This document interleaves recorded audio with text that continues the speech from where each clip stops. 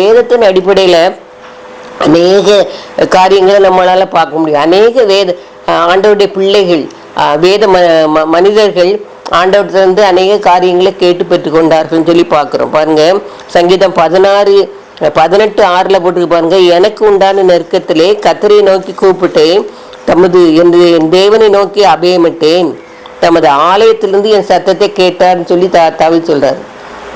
எவ்வளவோடவர்கள் இருப்பாரு, காடு மேடுகளா கிடந்து அலைஞ்சாரு. அந்த சவுல் துரத்தின சமயத்திலும் சரி, தன்னுடைய சொந்த குமாரனாகி அப்சலோம் அவனை துரத்தின சமயத்திலையும் எங்கெல்லாமோ அலைஞ்சாரு. ஆனாலும் கூட அவர் சொல்றாரு பாருங்க, தமது ஆலயத்திலிருந்து என் சத்தத்தை கேட்டார் அப்படின்னு சொல்றாரு. அப்படி இருக்கும் பொழுது அநேக நேரங்களில் இப்பெல்லாம் கூட எல்லா கிராமங்களில், மற்ற இடங்கள்ல எப்படி இருக்கோ தெரியல, கிராமங்கள்லாம் எல்லா ஆலயங்களும் அநேகமாக அப்படி திறந்தா வச்சுருப்பாங்க, ஒரு கதை விட்டு திறந்தாப்புல இருக்கும். ஏன்னு சொன்னால் கஷ்டம் மத்தியில், பிரச்சனை மத்தியில் இருக்கிறவங்க யார்கிட்டையுமே போய் சொல்ல முடியாத லெவலில் அந்த நம்ம ஆலயத்தில் போய் பார்த்தோன்னா அங்கங்கே எங்கேயாவது உட்காந்து ஒரு அழுகை சத்தம் கேட்டுக்கிட்டே இருக்கும்.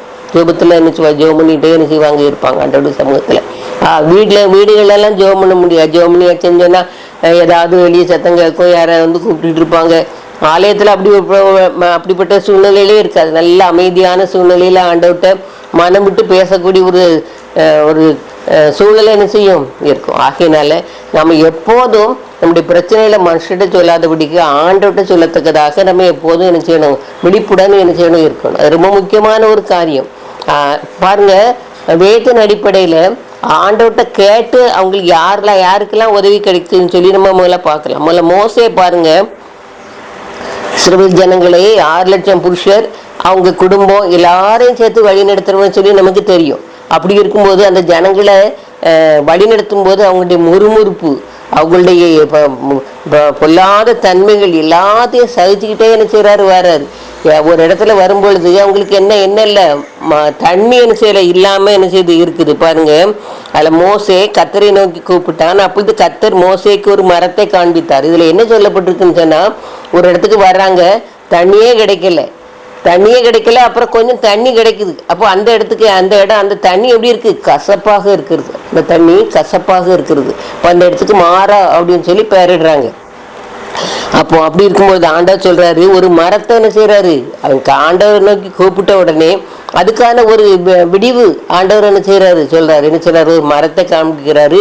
அதுல அந்த மரத்தை அவன் தண்ணியில வெட்டி போட்ட உடனே அது மதுரமான தண்ணி ஆயிட்டு, அது என்ன நல்ல தித்திப்பான, எல்லா ஜனங்களும் விரும்பி குடிக்கக்கூடிய ஒரு தண்ணியாக என்ன செய்து மாறிட்டான். அப்போ ஆகினால் அந்த கசப்பு மாறுவதற்கு உங்களுடைய வாழ்க்கையில என்னென்ன கசப்புகள் இருக்குது, என்னென்ன வேதனைகள் இருக்கு, எல்லாத்தையும் மாறணும்னு சொன்னா அவங்க நம்ம என்ன செய்யணும், ஆண்டவர்கிட்ட போகணும் அப்படின்னு சொல்லி பார்க்குறோம். பாருங்க, அந்த சூர்வனாந்தத்துல செங்கடலை கடந்து அப்பதான் வராங்க, ஒரே சந்தோஷம், ஆர்ப்பாட்டம், அப்படி ஒரு ஆர்ப்பரிப்போட இருக்காங்க பாருங்க. அந்த சந்தோஷம் கொஞ்ச நேரத்திலே மாறிடுது.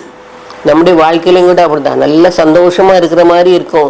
கொஞ்ச நேரத்துல திடீர்னு என்ன நடக்கோ தெரில, உடனே ஏதாவது ஒரு சூறாவளி போல பிரச்சனைகள் நம்ம என்ன செய்யும், ரொம்ப அலக்களிக்கிற மாதிரி இருக்கும். அருமையானவர்களே, ஆண்டவருடைய பிள்ளைகளாகிய நாம் எந்த சூழ்நிலை வந்தாலும் சரிதான், நம்முடைய கண்கள் எப்போதும் ஆண்டவரை நோக்கி இருக்கணும். மனுஷர்கிட்ட நம்ம ஆலோசனை கேட்கலாம், அப்படி நாம் தப்புன்னு சொல்ல முடியாது. ஆனா அதே சமயத்துல முதலாவது நம்ம முக்கியத்துவம் கொடுக்க வேண்டியது ஆண்டவருக்கு தான் கொடுக்கணும்னு சொல்லி ஆண்டவர் என்ன செய்யறாரு, விரும்புறாரு.